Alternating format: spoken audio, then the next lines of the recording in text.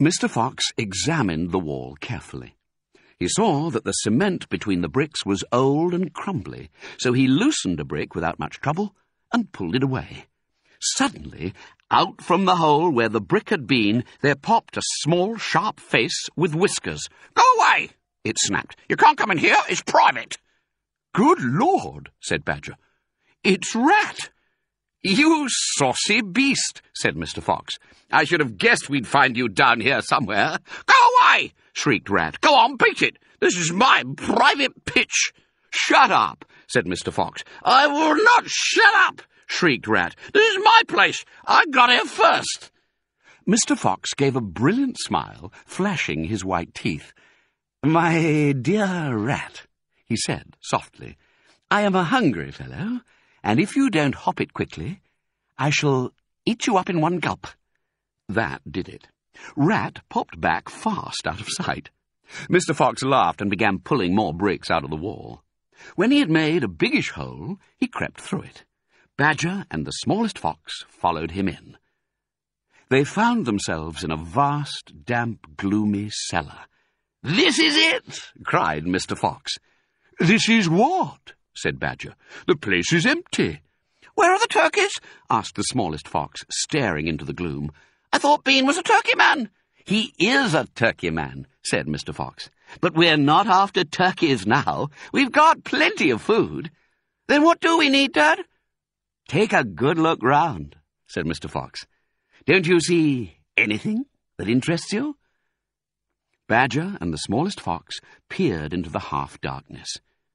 As their eyes became accustomed to the gloom, they began to see what looked like a whole lot of big glass jars standing upon shelves around the walls. They went closer. They were jars. There were hundreds of them, and upon each one was written the word cider. The smallest fox leaped high in the air. "Oh, Dad!" he cried out. "Look what we found! It's cider!" "Exactly," said Mr. Fox. "Tremendous!" shouted Badger. "Bean's secret cider cellar," said Mr. Fox. "But go carefully, my dears. Don't make a noise. This cellar is right underneath the farmhouse itself."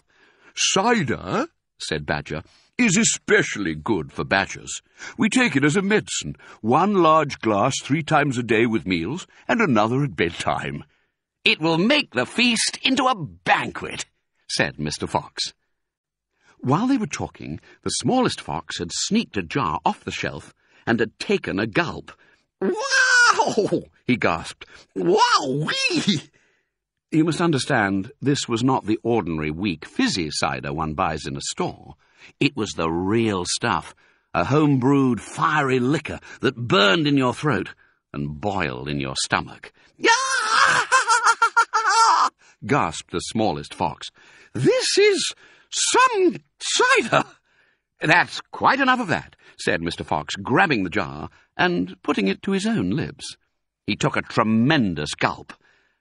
"It's miraculous," he whispered, fighting for breath.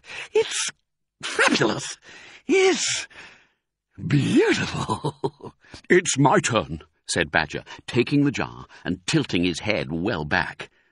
The cider gurgled and bubbled down his throat. It's like melted gold," he gasped.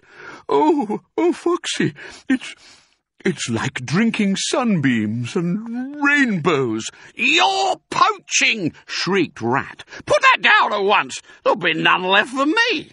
Rat was perched upon the highest shelf in the cellar, peering out from behind a huge jar. There was a small rubber tube inserted in the neck of the jar, and Rat was using this tube to suck out the cider.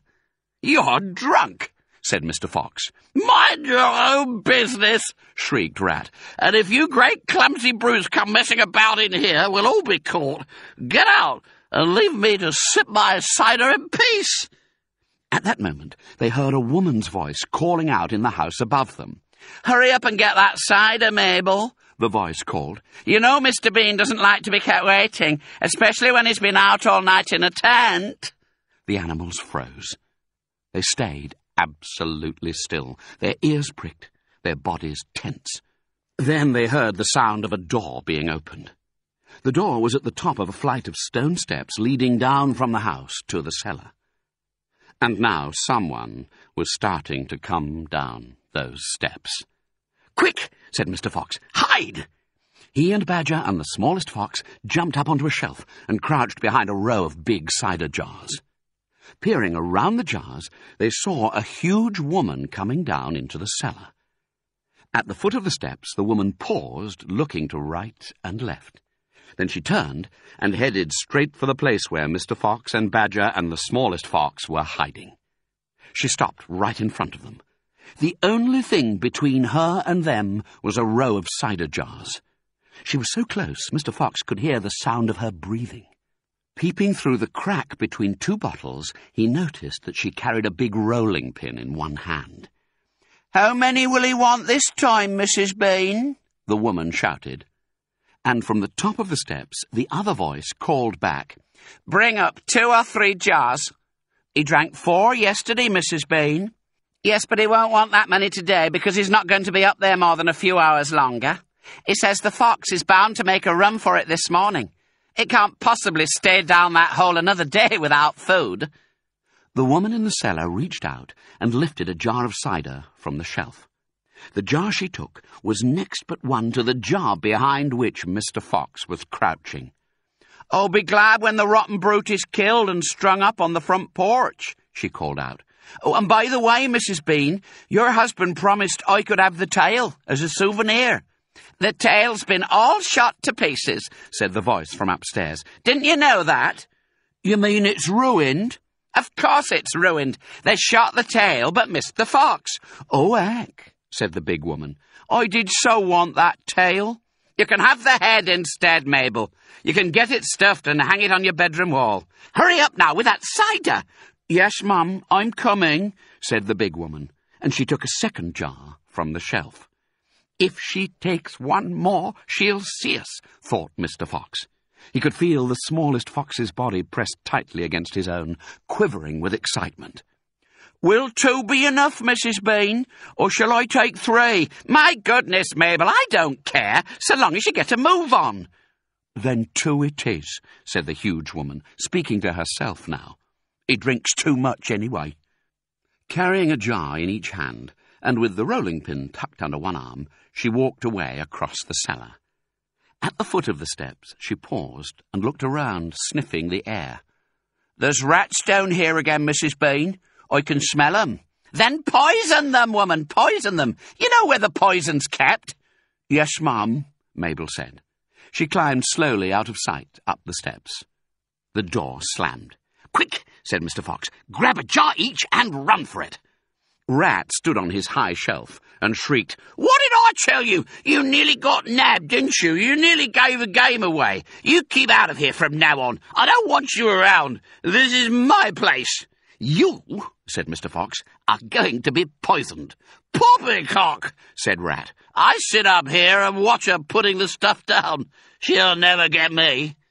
Mr. Fox and Badger and the smallest fox ran across the cellar, clutching a gallon jar each. "Goodbye, Rat," they called out as they disappeared through the hole in the wall. "Thanks for the lovely cider." "Thieves!" shrieked Rat. "Robbers! Bandits! Burglars!" Back in the tunnel, they paused so that Mr. Fox could brick up the hole in the wall. He was humming to himself as he put the bricks back in place. "I can still taste that glorious cider," he said. "What an impudent fellow Rat is." "He has bad manners," Badger said. "All rats have bad manners. I've never met a polite rat yet." "And he drinks too much," said Mr. Fox, putting the last brick in place. "There we are. Now, home to the feast." They grabbed their jars of cider and off they went. Mr. Fox was in front, the smallest fox came next, and Badger last. Along the tunnel they flew, past the turning that led to Bunce's mighty storehouse, past Boggis's chicken house number 1, and then up the long home stretch towards the place where they knew Mrs. Fox would be waiting. "Keep it up, my darlings," shouted Mr. Fox. "We'll soon be there. Think what's waiting for us at the other end. And just think what we're bringing home with us in these jars. That ought to cheer up poor Mrs. Fox." Mr. Fox sang a little song as he ran. "Home again swiftly I glide, back to my beautiful bride. She'll not feel so rotten as soon as she's gotten some cider inside her inside."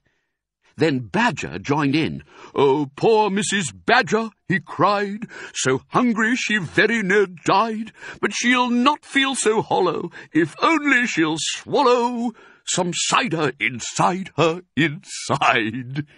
They were still singing as they rounded the final corner and burst in upon the most wonderful and amazing sight any of them had ever seen.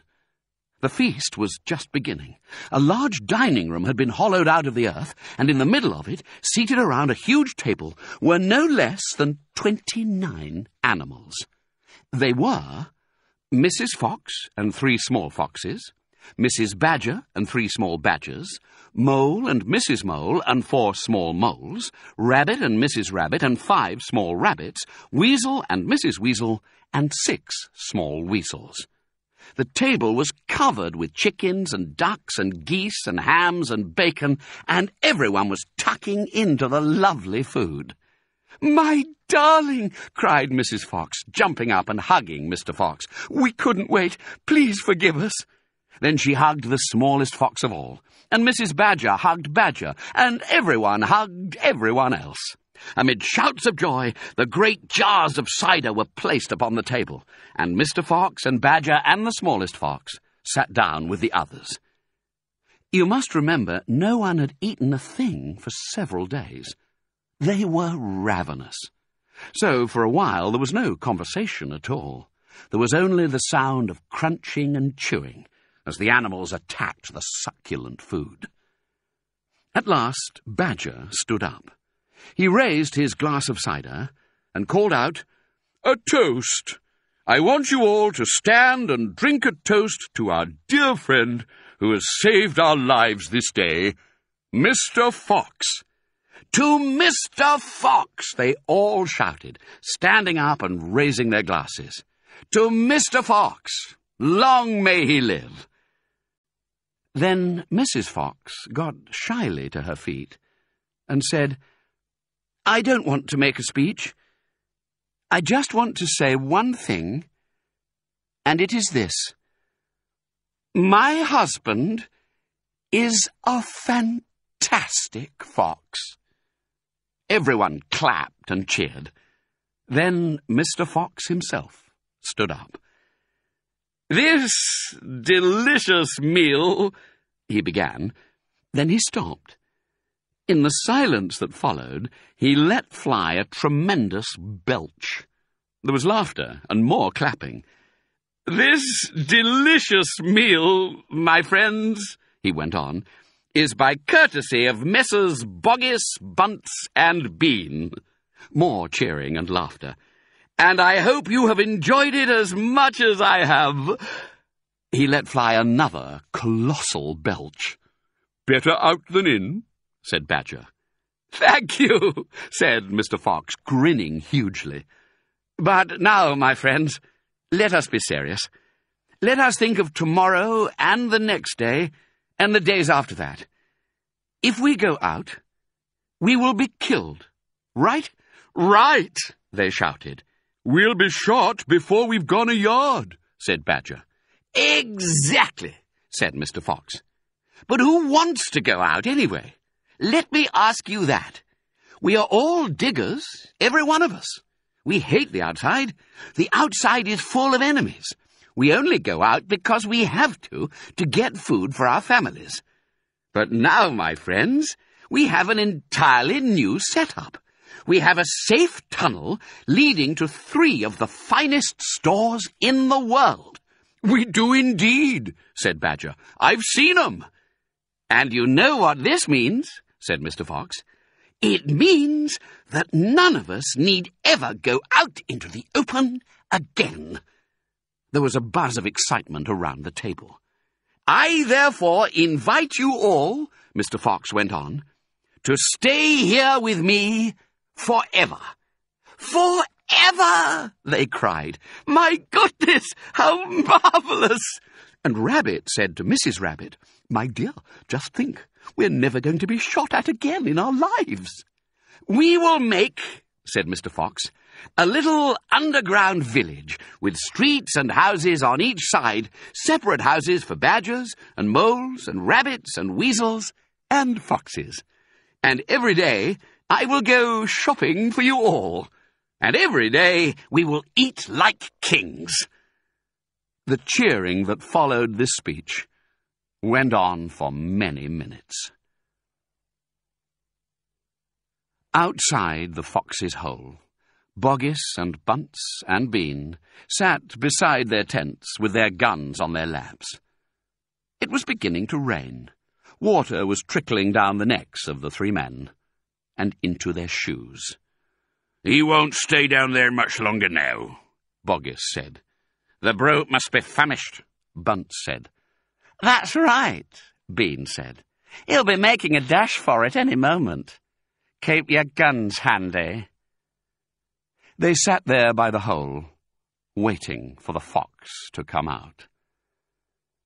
And so far as I know, they're still waiting.